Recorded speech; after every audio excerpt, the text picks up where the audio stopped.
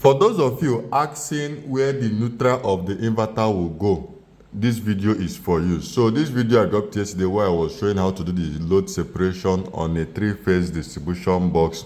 I got a lot of questions and I'm unable to reply to all those comments because TikTok will restrict me. They will say I'm a robot spamming people's comments, even though it is the comment on my own videos. That's why I don't want to reply all those comments, and I'm making this video instead to address all the comments there. So the most common question I've gotten on those comments is where to connect the inverter neutral.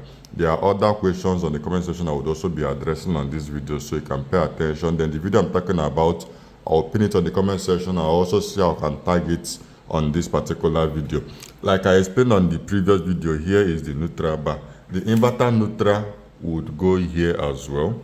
The NEPA neutral would go here, and the generator neutral would as well go here. It is called a common neutral.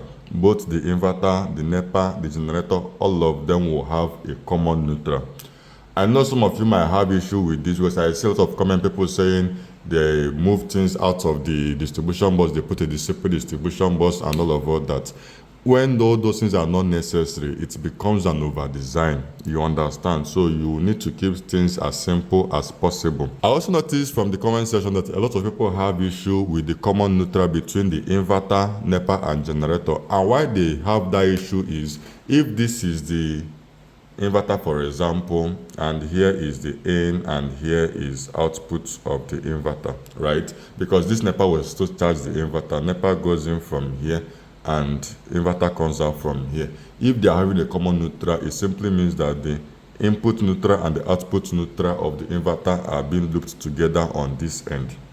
And mind you, most inverters already come this way.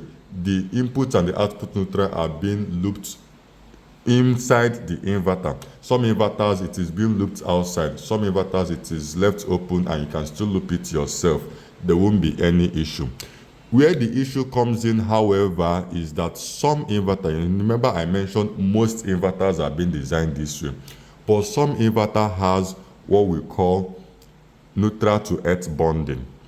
And even at that point, there's still no issue. Where the issue comes in from is if the electrical wiring of that building also has a neutral to earth bonding point, which will now create multiple neutral to earth bonding points.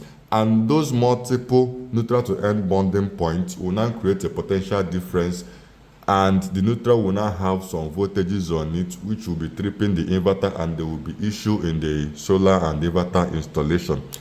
Aside from that, like I mentioned earlier, most inverters, their neutrals are looped already inside.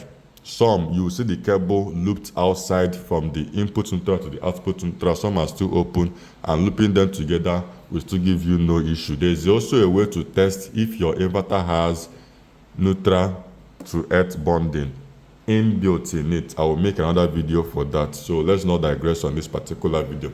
Then the second comment I got a lot also is people were concerned about this breaker. Some were saying that this breaker is not strong, that it normally bonds and all of that, and it is also not safe that you have different sources of power on the breaker, like you have inverter coming in on this first pole and NEPA and generator on this second 2 poles. So what I want you to understand is that this is a 3-pole breaker. Each of the pole is isolated from one another. Now, let me give you a logic that will make you understand. This is a 3-phase distribution board, which means this board can take in 3 phases of power, which is also why there's a color code here: red phase, yellow phase, and blue phase. Red phase enters 1 pole, yellow phase enters 1 pole, and blue phase enters 1 pole. And if you understand electricity very well, you will know that these 3 phases are not meant to have contact with each other. So if this pole is designed to handle 3-phase electricity and there's no issue, why do you think there will be an issue when you connect an inverter to a particular pole and the other sources of power to the other poles? They are already isolated. If the breaker gets faulty, it stops working. It doesn't bridge the 2 or different sources of power together. If that happens, then it means that the breaker didn't go through the proper safety checkings, because every electrical appliances or devices, they have what we call a fail-safe, which is when the device fails, it will not disrupt other things or cause an escalation. You understand? So if a breaker is failing, it shouldn't breach the contact between one pole to another. That is what the fail-safe does. Rather, the breaker will stop working and you replace it with a new breaker. And for those of you who are concerned of the phase being reversed, maybe the NEPA people came to work and they didn't put the phase properly, or the generator phase is not being connected properly, the life is going to the neutral of the inverter and all of that. What now happens to the common neutral? The inverter will still work. However, some inverter are built to detect reverse phase, so the inverter will give you an error that the phase is reversed, or the inverter will not operate at all. You now have to fix the phase reverse error and the inverter will work fine. For inverters who don't detect that, they will still work because the inverter is still seeing 220 to 240 volts. Because the phase is reversed doesn't mean that 220 volts is no longer coming to the inverter. It's not like DC current, this is AC, right? So the inverter will still operate, but the issue that will now come with that is most of those inverters, they only switch the lifeline. So when the inverter switches off the lifeline within it, because the phase is reversed, the neutral is not the life.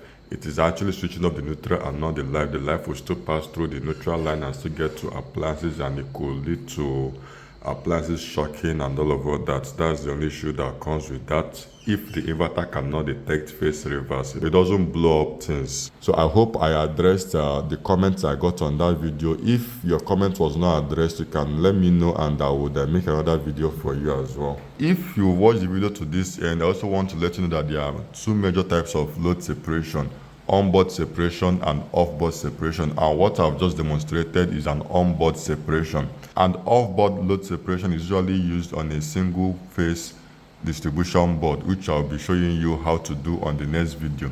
And on the coming videos, I will show you how to do the separation if you are using a 3-phase generator and your inverter is a single phase, or you have a 3-phase appliance in your apartment and your inverter is also single phase.